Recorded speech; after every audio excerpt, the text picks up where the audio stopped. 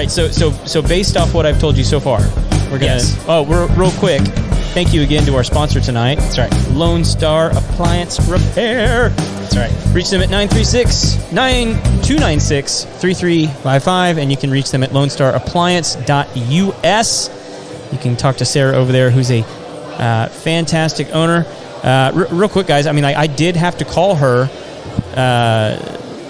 this past week because we had a gas leak in our dryer, and she was very responsive, got back to us as quick as she could, told us the earliest date that she could get out, and even walked us through some things that we could try to fix it ourselves. And so, like, she's not just in the business of, making money, but they're in the business of actually getting people taken care of. And so if you want to be taken care of right, give them a call. Again, well, you're going to save money. You're going to save money, right? I mean, like, between possibly your life in my instance. Very true.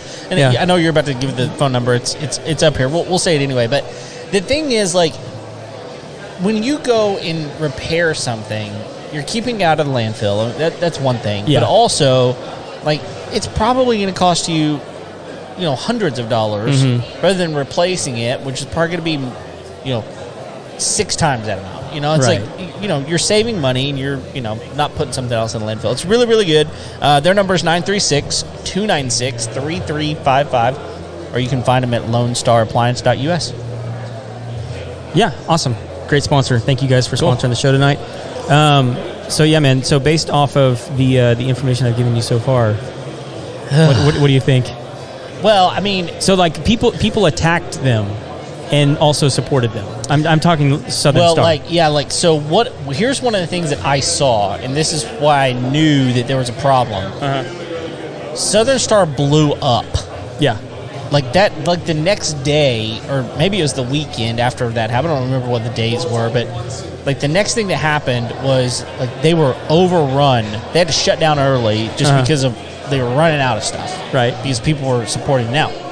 There were also going to be plenty of people that were on the other side of that, right? That, blasting them, whatever. I mean, according to them, they were receiving numerous threats. I don't doubt that. But again, I mean, it's like one of those deals, and I don't really know where the fine line is with all of this. Yeah. And, here we are, we're putting on a podcast, and anybody in the world can listen to this if they want to. But the reality of it is, like, we live in a state where if you want to not do something, you don't have to. Sure. If you don't want to provide service to somebody, you don't have to. Right. Like, I mean, there's no repercussions. If you just say, you know what, I don't like you wearing a hat, Craig. Sure. Get out of my business. Yeah. You can do that. Yeah. And now, are people going to blast you for that? Absolutely. Well, they'll blast you for it. I think. Well, and I've listened to some interviews with this guy, the CEO. Okay. Right. And so his big statement has been, is like, listen, we're an apolitical organization, so we don't want political things happening here. I'm just going to go ahead and say that's complete BS. Okay. It just is. I mean, like every organization is going to be political, whether they want to or not. Right. Just by having people use your product. Right. I mean, like I would imagine there's been a political candidate that has had a sip of Southern Star beer and enjoyed it, and probably didn't agree with the politics. Absolutely. And they let him do it. Why? Yeah. Because he bought it. Sure. And they've had other political events there. Yeah. And so that's where people were like, well, hang on. And so that's when people started getting suspicious of be like, well, what's actually going on here? Like, because we know that you do other events that are like political in nature. So like, why is this one the problem, but like you've been okay with all the rest of it? And so they're saying like, and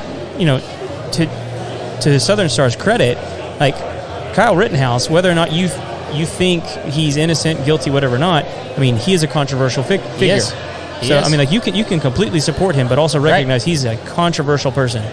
Yeah, he is. So it's just a crazy situation going on there. And so who knows what's actually. So what I do know, if you want to put those headphones on, that way we'll be all able to hear each other. We got a guest sitting down. We're going to introduce her in just a second. Yep.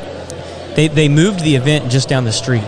Oh, really? I didn't even realize which that. I actually think could be more problematic going. I mean, like I think it's actually happening this weekend. Oh, really? Yeah. Oh, that's going to be ugly. So it could be. It's. I mean, you've made it. You've made it a thing. You've made it a thing. And now that it's a thing, it's going to be a thing. It's going to continue to be a thing. That's right. Yeah. So anyway, we got a new guest. We actually haven't met before. Hi. Hi. I'm Craig. This is Kevin. Hi. Welcome. Go ahead and pull that microphone right up to your mouth. Yeah. Just make sure you can hear you. All right. Is this better? That's perfect. Okay. I'm Amy Lampman. I'm with the Lampman Home Team with EXP Realty. EXP. Okay. Very cool. So are you a realtor or? I'm a realtor team leader. Team leader. Okay. Trainer. So what's the difference between a realtor team leader and a broker? A broker has to have a certain license. Okay, so you have no license. I have a license to be a realtor. I have a license to drive. No.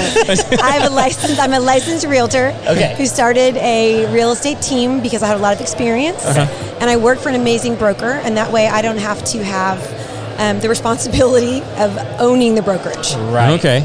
Right. So they're working under your brokerage, but you're kind of leading a team. Yes. Okay. Amazing. I don't think I've ever heard of that type of scenario. Is this common? Well, it's kind of groundbreaking, and it's something that EXP launched back in 2009 after the real estate crash. Cloud-based business, baby.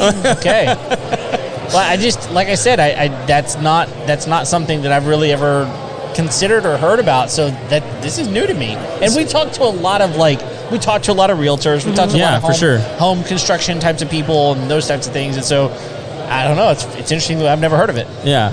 And and I may be way off base here, but does EXP they do more than just like real estate, right? I mean, like. So EXP is actually it's a publicly traded company, and it's a holding company. Okay. So it's a worldwide company. So when you join our brokerage, it's kind of incredible, but we have technology companies, we have title companies, there's numerous companies. We own one called Verbella, and just by being a partner with the company, you are part owner in all those sub-companies. So it's it's almost like an umbrella. Okay. But they do other real estate things too, like they do like lending and different things like that. Yeah, okay. Yes, we have Success Lending. Yeah. And that's one of our businesses that we own, and we are worldwide. And the neat thing about that is, if you came to me and you said, "Amy, you're licensed in Texas. I have a condo in Florida. Can you help me?" I can find a business partner in 2 minutes. That has accolades, top realtor in that direct market area, and then we can work together, and I could actually negotiate on your behalf, but using their license. Oh wow, that's super unique. We need to talk. Yeah, no doubt, because Craig has some ideas. Well, and we're also very investor friendly. Okay. Which in this market, I mean, I know that you've heard it's shifting, it's changing, interest rates are up, now they're down, what's happening, and the neat thing about it is, even in a market that's shifting, if you know the right people, if you know people that have been smart with their mony, they want to invest in homes. Sure. Absolutely. So right now, when people are like, "Oh, market's so slow," I'm like, "Market's busy." Like, I'm so busy. I just, talk to different types of people. Sure. Yeah. I think right now the big thing that's changed, and you correct me if I'm wrong, it's not that the market's not busy. It's just that properties are sitting on the market for a reasonable amount of time, whereas before, like they'd last like 2 days, and people just got used to that. And now it's like if it sits there for a week, it's like, what's going on? Well, it's the good old adage of supply and demand. Yeah. And so when there was, that fear after COVID, like, what's happening? I want a bigger house. Everybody had all of these demands and desires. Yeah. And then all of a sudden there was a shortage, right? Yeah. So because we couldn't build. Yes, right, exactly. There's supply chain management issues. Yeah. So we weren't getting things in. There was a shortage of toilet paper along with all the building supplies and paint. Forget about it. Yeah. Right. So it was. Yeah, that was so nuts, man. Like, seriously, like if you wanted to find oil-based paint, it was not available. You could not buy it. Oh, try to find Clorox wipes. Oh, right now? Right now? No, not now, but back then. Yeah. That's ridiculous. Oh, one tub of them was $47. What the world? It's like buying eggs right now. Oh, eggs right now, $7. I'm very offended by that. Right. Like your mom is sitting on a gold mine. I know. She's sitting pretty. She'll probably be here tonight. Like I'm literally going to buy a chicken. Yeah. There's a lot of people going rogue with the HOA. They're like, nuts to this. I'm going to get a chicken, and you're not going to stop me. Right. Like the fees from my HOA will be less than the carton of eggs. So fine. It's true. Right. It's worth it. They sacrificed. Believe it or not, did you know that in my neighborhood I can't have chickens? I don't doubt it. A lot of neighborhoods have banned them. I live in an acreage neighborhood. I know. That's highly offensive. I know. I'm like, look, I live on acres. Like, Dude, why can't you? Are you kidding me? They're banned at my place. Oh, they are? Yeah. See, I could do it. No one would know. Well, that's the thing. Is like, as long as you don't have a rooster, you're probably going to be okay. Like, that's the thing. Is like, someone's going to have to report you, probably. Yeah.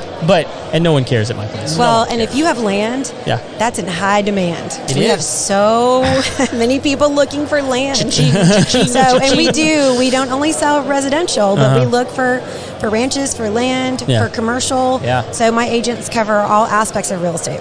Fantastic. Awesome. So with prices still being, not astronomically, but they're still high and rates are high, do you see people opting for different options on their home, maybe something smaller, or is people still like, look, I want a bigger house, or, most people looking to move up? So right now what we're seeing is that prices were overinflated because of the frenzy from the past year. Right. Okay? Yeah. So we had to reset seller expectations and say, look, those were overinflated prices. It was like a false appreciation. Yeah. So people that thought, oh, my home appreciated $100,000 in a matter of 6 months, no. That's, if you got lucky and sold during that little moment in time, that little unicorn glitch in the universe. Hey, let me tell you, I sold my house at the end of March of 22, and I bought a house at the beginning of end of April of 22, and I couldn't have struck gold better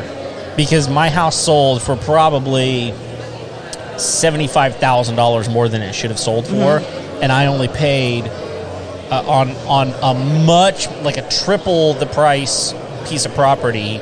I only paid like 10% over at the time. So I made about 50% on my house of what I should have made, and I only paid 10% over of what I purchased. Like I like this vortex happened right at the perfect moment. I got lucky.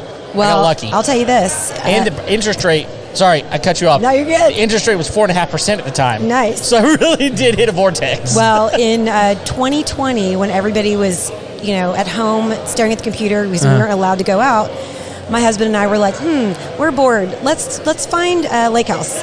So we went shopping for a lake house and closed November of 2020. It had ugly pictures. No one could see it because of COVID. But I'm a licensed realtor in Texas, so I showed it to myself. And let's just say that it's now doubled its value in literally 2 years. Good for you. So it's wild. Good for you. And you got a lake house. That's right. And my interest rate on that one, 2.75. Oh, there it is. Nuts. That is nuts. You can't sell it now. I mean, like, no, it's not worth it to sell it. It's almost like they're paying you to have it.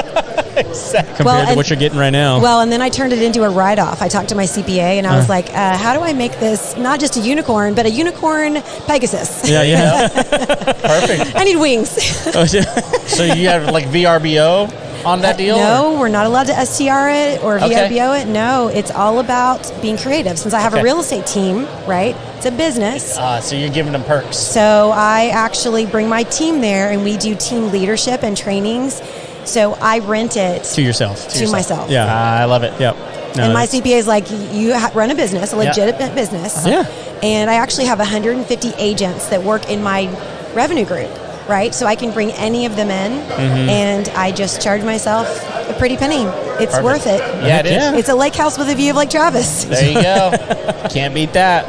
It's all about being creative in real estate. Yeah. So if you want a creative team that will look and find you deals and just show you how to find those unicorns, then that's when you call us. Okay, awesome. So the reason we probably should talk is I've been hunting in Arkansas for like a couple years now, just waiting for the right deal to come along. So I know where I want to be.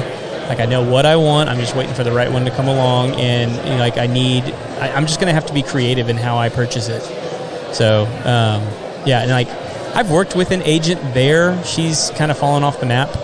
I don't know if she was one of these Johnny-come-lately real estate agents that was in it for the COVID, and now she's out. Let's just say all realtors are not created equal. That is for certain. So like but like buying out of state property can be tricky. Absolutely. Like when you don't know anybody there, really. I mean, you can't have your feet on the ground all the time. I would imagine, like even something like on Lake Travis, like where it's not as convenient to be there when you live here. To get there and actually put eyeballs on it. So you got to get creative that way too, unless you're the agent. Exactly. Yeah. Perks. Yeah. So I mean, even like just out of town property can be tricky. So what are you going to do with the Arkansas property? My nothing. Yeah, really. I mean, that's pretty much it. No. So my big goal, and I tell people this all the time, and they think I'm weird, but it's fine. I want to own a waterfall. And there are tons of them in Arkansas. And the land, like when I started shopping there, this is what irritates me, is when I started shopping there, it was $2,000 an acre. And I think it's somewhere between like $6,000 and $8,000 an acre now, which is still way cheaper than it is here. And so we want a big recreation piece of property where we can go hunting, fishing, hiking, take people for recreation. How many acres are you looking for? I would like to have about 100. Mm-hmm. But like, 40 to 60 would be fine. I can do everything I want to do on 40 to 60 acres. There's certain like regulations and stuff that you have to abide by in Arkansas, and there's certain perks I want with land ownership there. So like a big one is when you own a certain amount of land there, you automatically get an elk tag every year, which is super hard to get in pretty much every state. But if you own a certain amount of land, you get an automatic elk tag. Not that there's elk throughout Arkansas, but you still get it. And then you want enough space to ride horses and where other people can't enjoy your and really house. my only stipulation is I want a waterfall. It doesn't even have to be a big one. I just want a waterfall. I love that. So I've been hunting for 2 years there. So we go every year. And dude, remember the cave? Dude, we found a cave. He found a cave, and he didn't realize. He showed me. He's like, man, I found a cave, and I'm like, really? You got to be kidding me? Like, okay, a cave, a bear cave, like a little bitty cave. He's like, no, dude, like this is a cave, like a legit cave. Yeah, and so he. Well, I didn't realize how big it was. Well, so he showed it to me. I'm looking at the pictures. I'm like, dude, when you said a cave, I didn't know that you meant like you could park a helicopter in this thing. And he was like, it was massive. And he goes, what are you talking about? And I was like, come look at this. And I showed him the picture, and I'm like, look right there. That's a person. Yeah. And he goes, what? And I'm like, that's a person walking on the bottom of the cave. That's the top of the cave. So it was like it was this huge perspective picture. Like, imagine it being like the picture's this big and the person's like that tiny. Tall, but that's the whole cave. And it's like, I was like, holy, like I thought it was just something somebody could walk through. It was like, no, like it was a limestone mine that someone had carved out. And so it was this huge space on the inside of a cave. Nuts. But like stuff like that's available there all the time. But there's not a lot of industry there. Well, I think part of the problem is that since there's not a lot of industry, there's not a lot of like access points. Right. It's very rural. And when I say rural, it's not like, oh, like Montgomery's rural. That's not what I'm talking about. I'm talking about like nobody's anywhere. Right. Like you may be 40 miles from the next person, Which is exactly what I want. Yeah. So Dreams. I like it. Yeah, absolutely. So anything else cool you're seeing in the real estate market right now? I love that lenders are actually being creative with problem solving. Mm-hmm. The interest rates have dropped, just so you all know. Okay. They have dropped by about half. I saw them like 5.5% the other day. Yes. Yeah? So we were below the sixes. Right before Christmas, we were mid-sixes, and now we're almost a whole point lower. Okay. So that's going in the right direction. Yeah. There's so many programs out there. It was really a big struggle for veterans to get loans when we had the frenzy. People just wouldn't allow veteran loans, and now we're available to help them because it's just now it's not such a intense frenzy market. Right. Well, y'all doing the whole deal where like if you buy a home and we refinance it for you, we'll refinance for free? So there are a lot of lenders doing that, yes, and that's 2-1 buy down. So basically, the interesting thing you want to know about a 2-1 buy down is that it has to be a seller contribution. So it has to actually be on a 1-to-4 contract. The seller has to contribute on line 12B. So that's really important if you want that buy down. So right now, if it's a 5.5 interest rate, you can actually get 3.5 interest for your first year. Wow. Okay. And 3.5. Hey, we wouldn't do that. No, that's really good. And that's why the phone's ringing again. The phone, I mean, it took a little break, which was nice for holiday. But now, I mean, it is, my team alone has locked in like 4 deals this week. Yeah. Which for second week of January is impressive. Hello. And now we're seeing a lot of activity.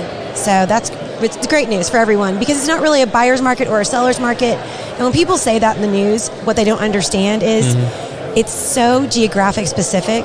So something that's happening in Cypress, Texas is not happening in Montgomery. Oh, Right. Right? If it's happening in the Woodlands, it may not be happening in Bel Air. Wow. So it's really, you have to look at the very specific neighborhood or zip code. And then That's have your, nuts. and if you're not a seasoned realtor, you wouldn't even understand that. So you need somebody with experience. Right. I happen to be an Icon agent with the company, which means top 2% of 85,000 agents. Wow. And so having knowledge and working with someone that actually has the knowledge to understand that. So you could say, I'm looking in Montgomery, and I could say, let's look at the neighborhood you want to look at, and then let's analyze if it's buyers or sellers. That's crazy.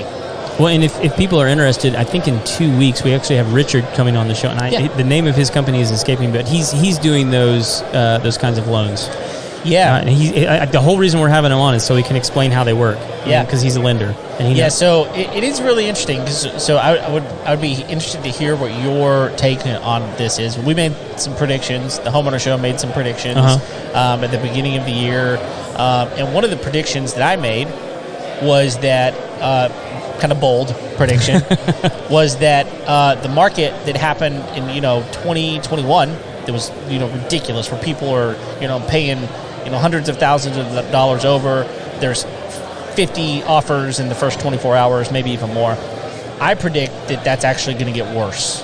Like that was a good time. I predict that that's going to come back, and that we're going to have this frenzy again. But it's going to be worse. That's my prediction. He predicted the absolute opposite. That's true. Of that, and that it's actually some things are going to settle down in some pretty big ways. I'm curious, what do you think is going to happen by the end of 2023? Well, I always tell clients we are not fortune tellers. No, we're not. But I get it. But on that note, just looking at the historically what's happened in the past and knowing how we had almost like a whip effect.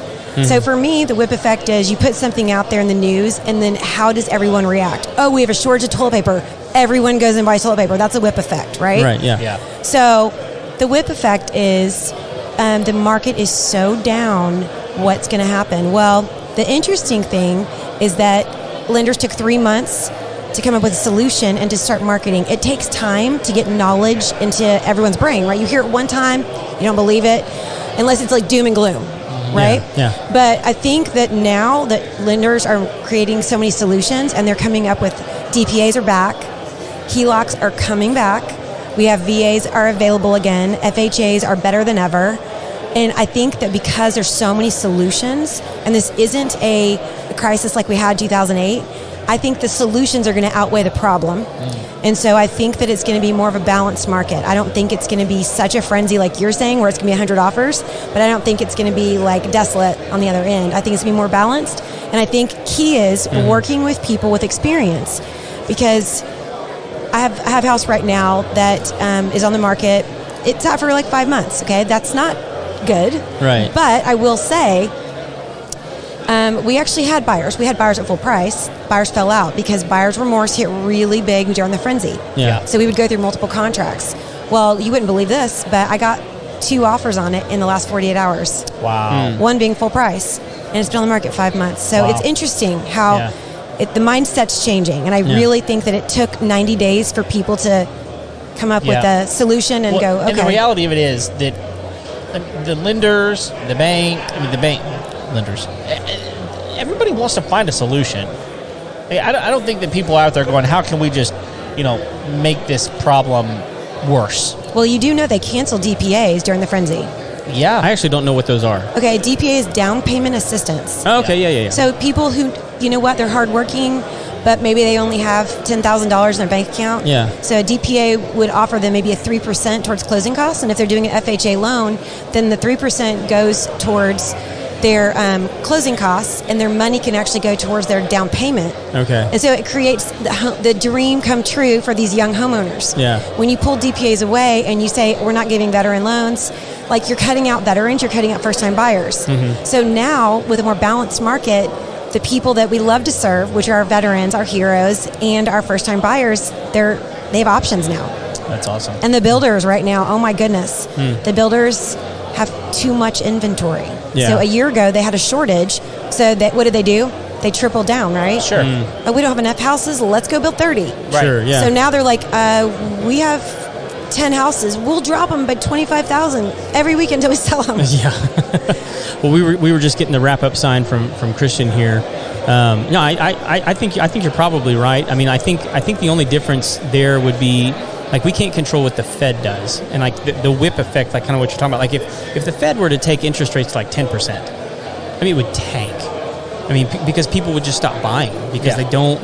No one wants to pay 10% interest, even though some people pay like 27% interest on their credit cards. Well, but you know what? When people stop buying, you know who always buys?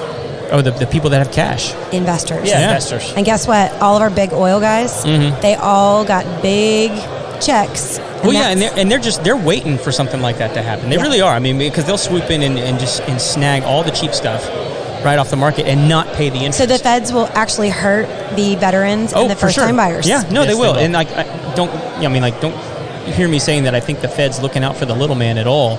I mean, yeah. Anyway, if people need a good real estate agent, how do they find you? I'm Amy Lampman with the Lampman Home Team. My number, this is my personal cell phone number. Oh, look out. Okay? 832-457-0511. All right.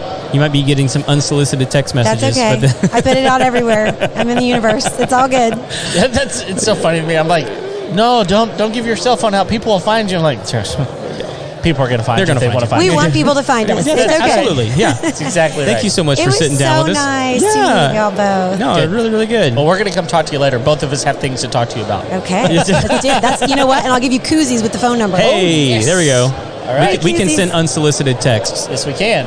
And we will. All my favorite properties in Arkansas. All right. Very cool. Thank you. Thank you so much. All right. All right. We're going to give one last shout out to our tonight's sponsor, Lone Star Appliances, or Lone Star Appliance Repair. Again, you can reach them at 936-296-3355, and you can also go to the website at lonestarappliance.us, and I know that you can find them on Facebook. They are very responsive there. Great company. Good friend Sarah runs that company. She would love to fix your stove, your refrigerator, washer, dryer, dishwasher. They do those. That's one breaks all the time. Do people fix microwaves? I don't think people fix microwaves. I know you hate them. I know. They should just throw them in the trash. Are you next? Are you next? Yes. Come All on, right, dude. come on in. Just need the headphones right there. Don't worry. I've never done this. Never done this? You never had All right. You've talked with people before, though, right?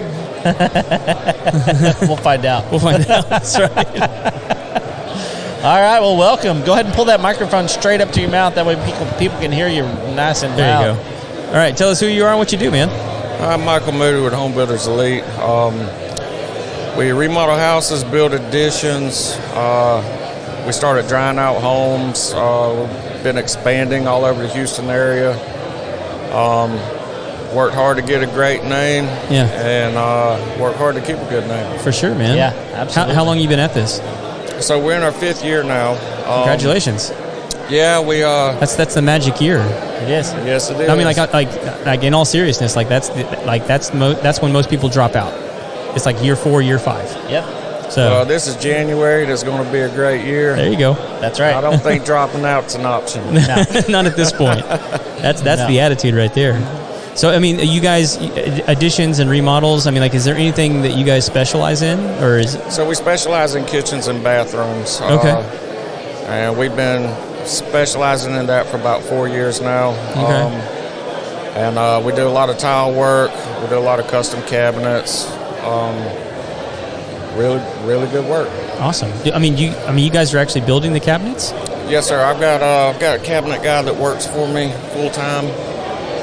So I hire full-time employees. We vet everybody. We keep the same guys. So we've got a lot of repeat customers. They have, you know, established relationships with the guys. Mm-hmm. They end up knowing all of us. You know, they get the same guys back to their house every time we do work. And, you know, I'm a little different than a lot of other contractors. What do you feel like sets you apart and makes you different? Well, the fact that we do have full-time workers that is different. Yeah, using subcontractors, and then from the beginning when I started this, I knew it was all about my name. That's so true. And you know, this day and age, you gotta get a good name and keep a good name. So my name's always been the most important thing. Yeah. You know, we have a warranty with everything we do. I've always honored a warranty. Is the warranty different for every project, or you guys kind of have a standard one? We have a standard 1-year warranty on parts and labor, and and I mean, everything's worked out good. You know, we've made mistakes along the way and had to do warranty calls, and I've done every one of them. You know, we make it a point to keep everybody happy. Yeah. So do you guys have a plumber on staff then? Yes, we've got licensed plumber, licensed electrical. So the I mean, like, I just want everyone to know, like, that's unusual. It is. It's extremely unusual. I mean, like, I know a lot of contractors, and we've had a lot of them on the show. Well, I'm getting a house built right now, and it's done by a GC, which is fine. It's fine, but you're having to sub everything out. And here's part of the problem with subbing everything out. For example, we had a guy come in and rough in our electrical stuff. Well, he got busy. I don't know what he did, but he kind of crapped out on us. So, you know, it's time to do the rest of the electrical before the insulation can go in, and he nowhere to be found. So we had to go find another electrician, which is, again, we probably wound up better on the end, but we lost a week, and we didn't know this guy. We had to come in and bring him in. So with your system, you can tell the homeowner from the beginning, look, the process that we're going to give you is completely in-house. Mm-hmm. Right? Like we do things completely different, and most of the time I get my money on the end, and I explain that to my customers, you know. So our goal is to go in to do you a good job and to get it completed in a timely manner, you know. And like I say, we're a growing company, and we've been doing really good. We're expanding in new areas. We built a crew to work Woodlands, Magnolia, Tomball, that whole area. Yeah. So wow. So do you do just remodeling, or do you build homes as well? We do remodeling. We build additions. When it comes to a new home, I subcontract out the framing. But we recently started another company, drying out homes. Mm-hmm. Okay. And so, like water remediation kind of stuff? Yes, sir. Okay. So I've gotten nationally certified, and I handle insurance companies a lot. I've been doing it for years. So I actually go in, we can dry the home out, I can handle the whole insurance process, and then we rebuild the whole home. Oh, wow. Wow, so I love that. We're the one-stop shop, and that's been my goal for a few years now, and we're making it happen. So was that something that you just came across and just wanted to try it out, or did you have experience in that, or was something your customers were asking you for?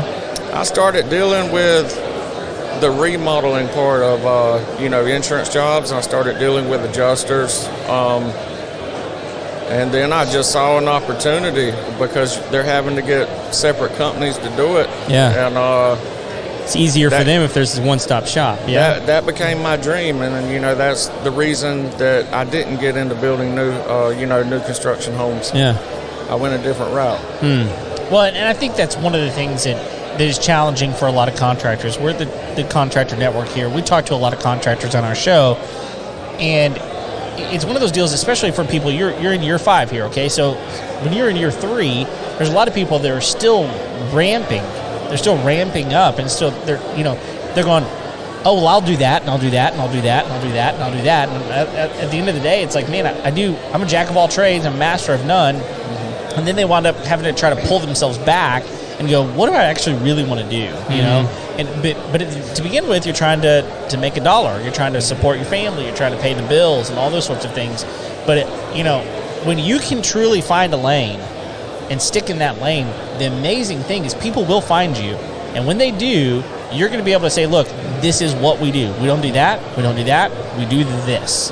And I think that there's a real opportunity in that. So I say kudos to you, for sure. I appreciate it. We, I had to learn over the years. And, I mean, what you were just saying, if you want to build cabinets, you hire a cabinet guy. If you want to do plumbing, you get a plumber, whatever. And so that's where we're at. We've got the cabinet guys. I've got guys that do drywall. That's their specialty. Mm-hmm. We do good work. Yeah. Awesome. Is there anything new that you're seeing people ask you to do in like kitchens and bathrooms that it's kind of unique? We have been doing a lot more cabinets. People just ripping out old ones and putting new ones in, or? Yeah, we're doing more custom cabinets. Okay. So, it's a little more expensive, but they're a lot nicer. It's a much better product. And I tell you what, we bought a house back in May, and one of the things we did is the kitchen was really nice, but the cabinets were kind of a birch color. They were high gloss enamel finish, basically. And so we decided we're going to strip them down. We're going to take the cabinet doors off and put new doors and drawer fronts on. A lot of people do that. And we decided to put soft close on everything. My paint guy, who Aaron Bernazal, he's awesome. He's been on our show before. They're here tonight. Oh, I hope so. I need to go see him. He does great painting. And so we had him come in and do it. And he was like, I'll put the doors on. I'll do that kind of stuff, but I'm not going to do the drawer slides. And I'm like, really? And he's like, yeah, it's a headache, and I don't want to do it. And I wound up doing it myself. And let me tell you, that is a project, and it is no fun. And we figured it out, but it was a big problem. But man, we completely changed the look of our kitchen by changing the doors and drawer fronts, changing the hardware, and painting everything. So that actually sells me a lot of kitchens because I do give the customers that option. If the cabinets are good, that'll save you some money. Absolutely. So why not? Absolutely. It actually helps land jobs. So let me ask you one more question. Are you finding? We got some background noise here. Sorry about that. We're starting the program. Yeah, here. we may need to wrap this up really quickly. But are you finding that people are putting color into their cabinets instead of just like the standard white or anything? Are you finding that? Yeah, we're putting color in the cabinets. It's a preference. Sure. And some customers, we painted cabinets. I would not want that color cabinet. Yeah. And they love it. Yeah. It's basically a lot of neutral colors, your grays and everything, but we do run across the occasional one that wants something fancy. Well, we did white cabinets. In our island, we did a green, like a sage green. Mm-hmm. Looks fantastic. Yeah. It really, really does. Yeah. So what about in bathrooms? Well, actually, on the cabinet subject, I've been noticing a trend where people are opting to not have top cabinets and just like open shelves. So yeah, are you seeing that? Yes, sir. Yeah. So we do that a lot. Also, we've got a Facebook website. You can check us out. Yeah. But we have done that multiple times. Awesome. It's my dad walking behind you right there. There he is. If you can't tell, he's the man with the plan right there. Trust me. Yeah. We actually did that in our house. We did like the what do you call it? It's rough cut cedar. So looks great. So it's still like it's not finished. It's just like the way the wood. Live edge. Live edge. That's the word. Yeah. Thank you. Kevin did that for me actually, not you, but yeah. We have other a friend, the good Kevin. But yeah. So we didn't do it because it was trendy. It was just fit our kitchen. But I was just curious if you've been seeing that quite a bit. We have. The scope of work changes job to job. But yeah, we are running across that. Yeah. The other thing I've been seeing, particularly with bathrooms, is this deal where like they'll put like a freestanding tub on the exterior wall of the shower. Mm-hmm. And so like that, there's like a freestanding wall, freestanding tub, and then behind it, it's like two sides to go walk into the shower. Have you seen these? Yes. Yeah, like it seems to be really popular right now. Yeah, we've done them. We've put, we'll expand the shower. We can put the tub in the shower if there's enough I've room. seen that too, yeah. We've done that, and it looks amazing. So, I mean, you're kind of limited to your space. A lot of people don't you need have quite a bit of room to do that, yeah. big, but if you do have a restroom that large, it looks amazing. Are they putting the tub in the shower? I mean, is it and this is just your opinion, but like, do you think it's aesthetics, or is it like easier to tie into like the same drain line? Well, from what the customers have told me, they want to be able to sit in their tub, step out the tub, rinse off in the shower. It's all in the same area, or vice versa. Normally when we do that, we got to move the plumbing anyway. Okay. But it's another thing, I guess it's a preference. Yeah. Well, a lot of people don't realize it. Like, that's a giant hole in your slab. Yeah. It's a big hole. And it really, and the biggest hole is the toilet. I mean, you got a big hole there for the toilet. And so once you start moving stuff around in there, I mean, it can be done, but around here we got a lot of slabs. And so it's busting up a lot of concrete. Then you got to bring in new concrete. And that kind of stuff, I mean, it's not inexpensive. And so one of the things that's where it gets costly. When you have to start busting concrete and stuff, it's a lot of work. Yeah. So you got people that are coming in. I'm sure you find this all the time. They're like, "Hey, we want to redo our master bathroom." And you're like, "Okay, great." You come over there. You're like, "What's your budget?" I'm like, "Oh, we got about $15,000." And it's like, "Whoa!" Like, do you want us to also put it back together? Yeah. Like, because we can kind of tear everything out for $15,000, but it's going to be another $30,000 to put everything back in. It's just the way it goes. Let me tell you something. I was talking to a buddy the other day, and he was telling me that they just installed a new toilet in his house, and that toilet was $10,000. What? Oh, wow. Yeah. So I mean, like $15,000, like, you're not doing nothing. You got gold in it? No, it was a high tech heated seat bidet thing. But anyway, we were getting the wrap up sign from Christian. I think he's got somebody else he needs to bring up here. If people need to get a hold of you, man, how do they find you? So it's www.homebuilderselitellc.com. We're also on Facebook. Okay.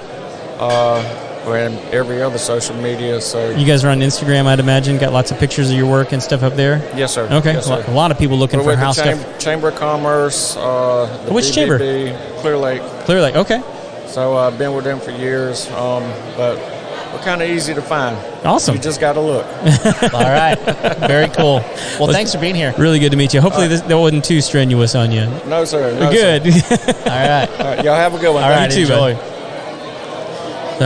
Well, dude, so while we're waiting for Christian to, unless we might be done. I don't know. So one of the other big things that happened this week is, do you know who Steven Crowder is? Yeah. So, he left the company that he was with. He had another company putting his stuff up, paying him to make his show and all this kind of stuff. So he left that group. Okay. And so he's been shopping around for a new group. Well, he blasted Nobody last few days ago, saying, "I'm tired of these so-called conservative companies taking advantage of everybody online," and revealed aspects of a proposed contract that a company had offered him as an agreement. Okay. And was talking about how these guys are being underhanded and shady and all this kind of stuff. Well, the company that offered him the deal came out today with a video and said, no, that was us. Hang on. And it was the Daily Wire. Oh, wow. And they were like, look, we're not going to sit around here and let him hint at that we're being unethical. You don't. And the dude Wire sat down and read through the whole contract and explained the whole thing and why it's this way and this is how it is for all of our talent. And I was like, ooh, this could be fun. Wow. To watch. The Daily Wire, they don't back down from fights. No. In fact, they go in and find them. No. Are you going to rap on there? You can no, okay. Christian, don't let him intimidate you. Yeah, he will. He backed away. He was like, I don't know who this mammoth of a man is. Hey, welcome. Hey, what's up, buddy? How are you? Welcome. Grab those right there. That way you'll be able to hear. I do, definitely. And so you'll want to, as long as you can hear yourself, everybody else can hear you. Yes, I can. All right, great. You want to put it right here. There you go. How's that? Perfect. You can pull it to you, whatever works. This is my Whatever's first time on comfortable. a podcast. Oh, is it really? Awesome. Well, welcome. We're breaking a lot of people in tonight. That's right. Awesome. So if you don't, we're the homeowner show. So we talk about all things houses. We review products and interview people. I assume like yourself. Absolutely. Tell us your name and what you do, man. My name is Delaware, Ahmed. I personally run Permiant Waste Recycling Services. Oh, cool. Let's check it out. Hand that over. Awesome. So simply put, it's a construction and demolition and scrap metal recycling waste, or a construction and demolition waste management company. Okay. We also have our own scrapyard. So we do, Well, we had the scrapyard long before. He's showing it to everybody. Like almost since '88. Oh, so, okay. Yeah, I'm a second generation myself, and expanded into waste management about 7 years ago. Okay. In 2015, and so we provide roll-off waste service to the Houston and surrounding area. Okay. So with the scrapyard, you guys aren't those guys that like paying like $2 bills or something. No, those are friends. Those are good friends. C&D. But yeah, similar. Very similar. Similar, but I mean, within the scrap market is very fragmented. As in, there's so many different ways that you can make money in the scrap metal business. Sure. I mean, one way is the people bring it in and you $2 bills. Another way is you market yourself as a someone who buys strictly from commercial industrial accounts. Larger equipment that needs processing, that's not ready to be handled by, it needs equipment and forklifts and excavators.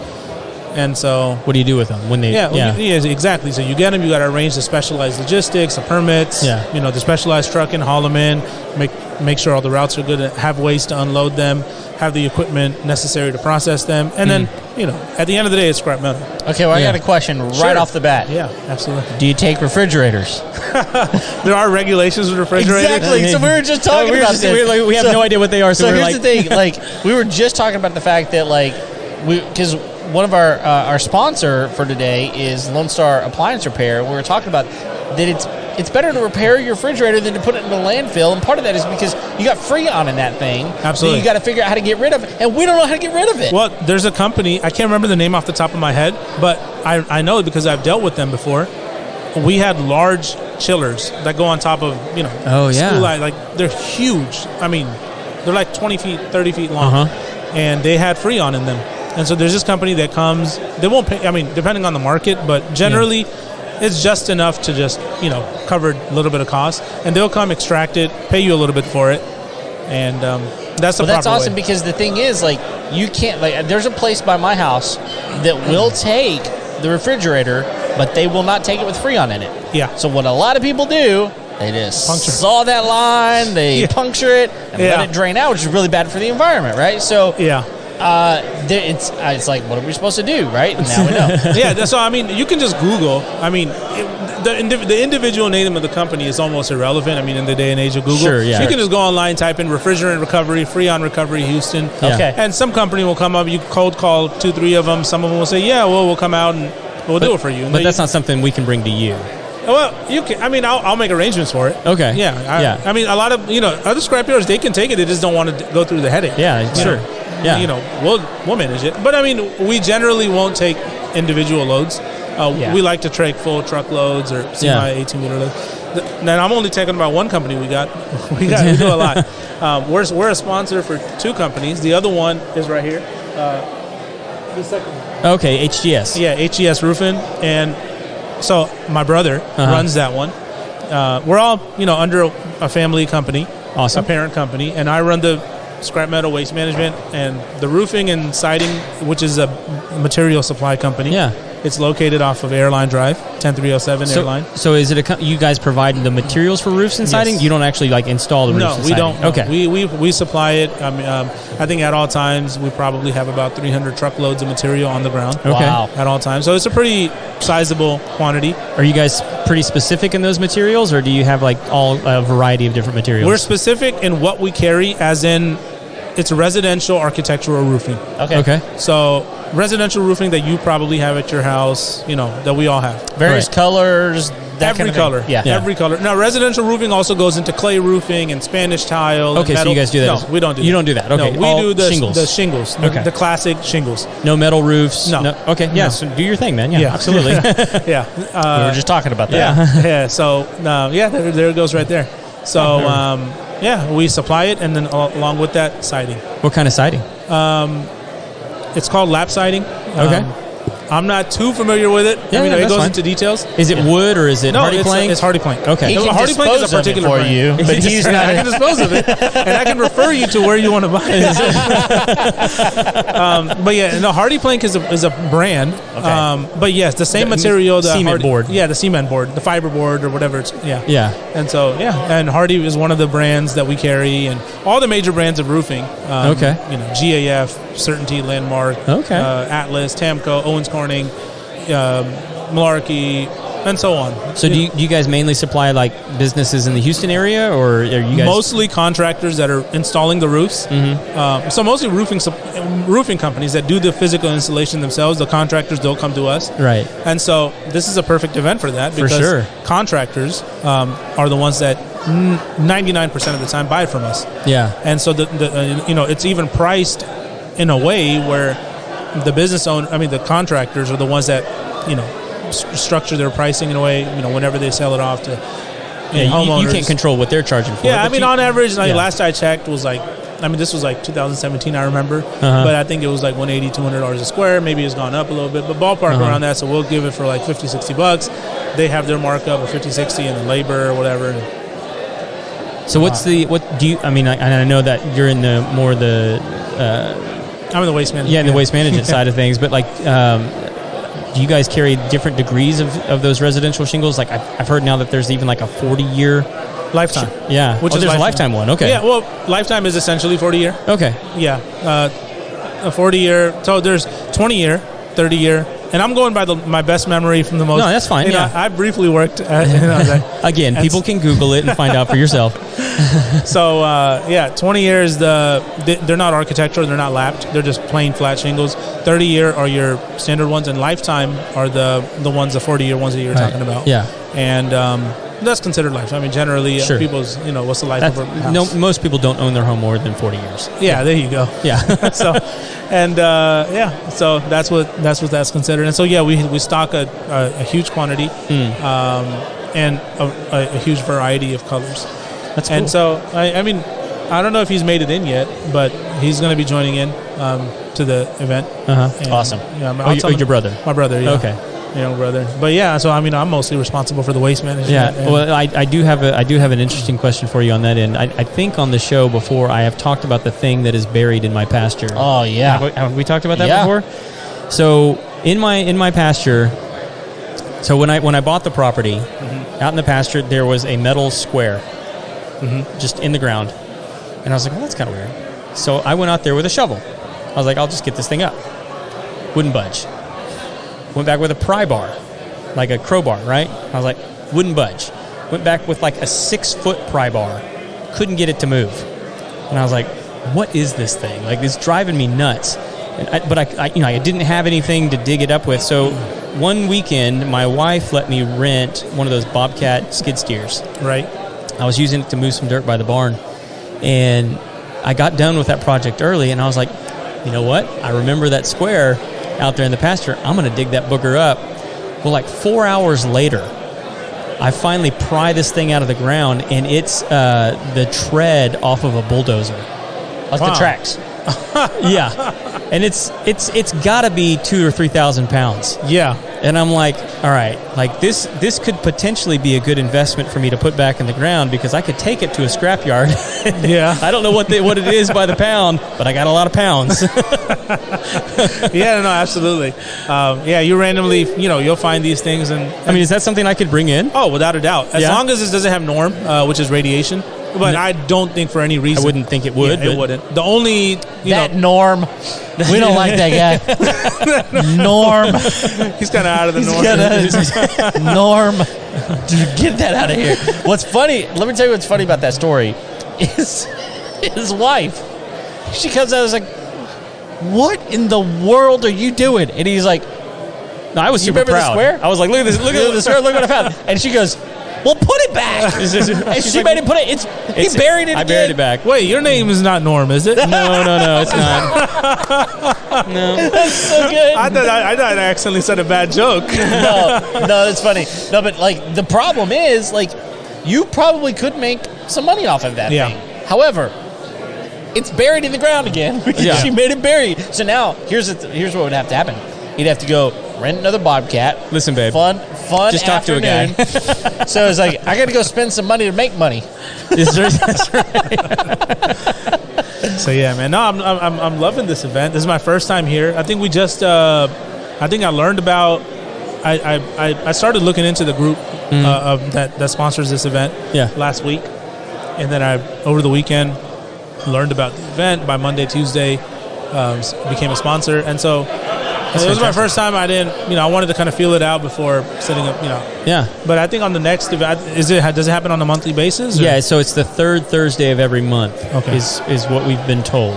Okay. So, and we appreciate you sponsoring. I mean, you guys are the reason we get to come out and do these things. No, it's mutually beneficial for everyone. I mean, these community events, way better than just humongous NRG type ones, the one at Reliant or... You don't even get around to talking to as many people as you would. No. But, most of the people here look like they're small business owners. They like are. Myself. And, and this is that little pocket. And we, our yards are just down the street, in Aldine. So, I live on Luetta. So nice. Perfect. Yeah. So, like, for my business, my office is actually right there at Kirkendall 2920. Kirkendall. Springs. All right. Yeah. Wow. Tell me about... Is this the podcast? Is that y'all's? No. This is just our side hustle. Yeah, we just do this. We just do it for fun. Pretty much. Side hustles are man. So I'm telling you, side hustles are a hack in life. They can be. They can. Yeah. But this one is more of a. I don't know. We've been doing this for a while. Mm-hmm. We put out. I don't know. We're about 230 episodes in. I've been doing it for 4.5-5 years. About 4 years, yeah. And so we've been doing it for a while. We don't make a lot of money doing this. In fact, we lose money doing this. I mean, we do, but we don't. Yeah. Inadvertently we do. Indirectly. I mean, really, for us, for the people. I know a lot of people watch the show and they're like, oh my gosh, Kevin and Craig. I mean, they're probably doing pretty good on the show. And like seriously, I've had people be like, oh my gosh, but here's the thing is we actually don't make money off the show, but what's valuable to us is this. Yeah, conversations. We get to meet new people pretty much every week, and we get to talk to them about their business, and then we have a business relationship with those people, and that's been exponentially valuable to us. I think the value of any sort of media marketing, mass media marketing, which is, and podcasts in this day and age, they're working. Oh, yeah, way more than ever before. Yeah. And I think the credibility of actual media companies has tanked. Oh, for sure. In the past however many years. I mean, they are scrambling to survive. And the podcasters and the podcast companies or the podcast show hosts are the ones that people are going to for credible sources of news. Because it's just people talking. We have no agenda. There's nobody telling us, Craig, you shouldn't have said that. Yeah. Kevin, you shouldn't have said that. Yeah. At the end of the day, we're going to say what we think. Yeah. And I think there's something very valuable in that. And people know that we're going to get honest opinions, even if I disagree with your opinion. Without a doubt. I know that it's not biased. Without a doubt. Yeah. And you're allowed to give it. Yeah. That's right. And we don't pay our guests. I mean, we don't, and they don't pay us to come on the show. No. Never have. I am thoroughly impressed. I'm going to look into this show a lot more as soon as I... Well, here's the deal. We've never had a waste management person on the show out of 230 episodes. Wow. And we record episodes that we come out every single week. Honestly, that's the other fun part about this for us is we get to meet you. Yeah. We don't know anything about this, but we get to learn about it. Yeah. I'll tell you a lot more. I mean, since we're here. Come on. I'll tell you a lot more about what we do. Because we have a background in scrap. Yeah. A lot of times you end up with good material. So what we started doing was we started buying from a lot of the yards that we have. My family, my uncle owns a yard, and on 99 and 2, so many. Okay. We have pretty deep roots in the scrap business. But we started buying good surplus material, started supplying wholesale truckloads to other fabrication companies that don't necessarily need their material being MTR coded and material test reports. Some customers you do need that, but if you're building a dumpster, well, real quick, what's the value in having that rating? Meaning what? You said MTR? Oh, MTR, material test report. So, like, for example, if you're a fabrication company and you're building for Exxon, Exxon has a lot of liabilities. I don't want to say any names, but let's say you're building for a large cap oil and gas company. Yeah. Or, you would need to have a test report, material test reports that releases the liability off of you. I got you. And that the material is not some second grade that didn't pass quality control in manufacturing, and is good for fabrication. So that the fabrication company can pass it on and say, hey, this is all certified material, and there's ASME and other engineering societies that require MTRs in order to certify whatever fabrication their oil and gas companies are doing. And so we're not in oil and gas. We're building dumpsters. Yeah. And so steel, for the most part, at the end of the day, the way I look at it is steel. Yeah. And if steel you're building steel. Steel is steel. I mean, for people that are building like their own, that are building, there's so many different things you can do with steel fabrication. Right. And the majority of the things are made out of plates and steel and structural. And so, like people, for example, building fencing. And so we supply that. Are you guys actually building these? We supply the steel. We build the containers. We supply the service of the containers and do the waste management. We buy the scrap metal. So if you take out the effort and you have a demolition going on, and you take the effort out and you sort everything out, we'll buy that from you. We're not going to charge you for it, assuming, there's conditions that it has to be over 10,000 pounds. It has to cover the cost of us coming over there. Yeah. But majority of the time, it well over covers the cost. Dude, it sounds like everything y'all are doing is very sustainable. I really like that. Like you're talking about you're not outsourcing this to build this, and you're not turning around and selling this over to. You're bringing stuff in. This is brilliant. I don't know if you heard what he's saying. He's taking your junk, bringing it to his place, repurposing it back into steel that can be built into a container that can go out and get more junk that will bring it back in. You see what I'm saying? I never thought about it like that. It is sustainable. No, it is a really, really interesting process. Wow. Yeah, that is. Do you guys work with A&W at all? No, I just learned about Christian. I was going to say, that'd be a good contact for you. Oh, absolutely. I just met him. I met him through Christian. And Christian Scott introduced me to Christian. That was a fun noise, wasn't it? That was nice. And so he's an awesome guy. Actually, the container sizes that he has, we don't have. Oh, okay. Yeah, he has a lot of the 15 yards and the 20 yards. And we have some 20 yards, but we don't have too many of them. And so I would love to partner, with someone that we can just refer to smaller, when we don't have the containers. Yeah. Yeah. So, we probably need to wrap up just because but I wanted to ask you real quick. Is there, I know for a long time there was a big controversy around copper. Yeah. Obviously you guys probably take in copper. I try not to. You try not to? I try not to take any. That's why I was asking. I actually try not to. We try to not take any material in. The only material that's coming into our yard, we have gone out and bought it. We've gone out and done the bid. Yeah. And we buy it from a company. Yeah. And nobody can just walk in and say, "Hey, I got this. Would you want to buy it?" Yeah. Those are considered peddler yards, and they make a lot of money. Yeah. But they come with their own set of problems. Yeah. Yeah. And ours comes with our set of problems, but we'd rather deal with these problems. Yeah.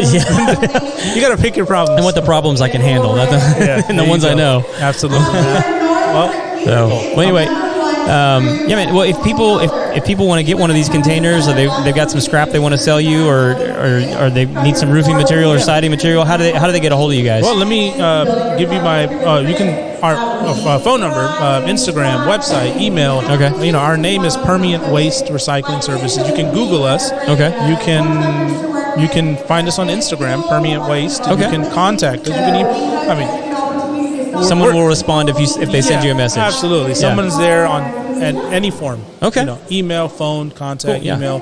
Stop by, visit us physically if you will. Oh, yeah, absolutely, man. I'll give them to Kevin. Yeah, perfect. All right, awesome. Dude, thank you so much for sitting down with us. Thank you for having me. All right. Enjoy your time here. Absolutely. Thank you, man. Really good to meet you, bud. Likewise. Bye-bye. Yeah.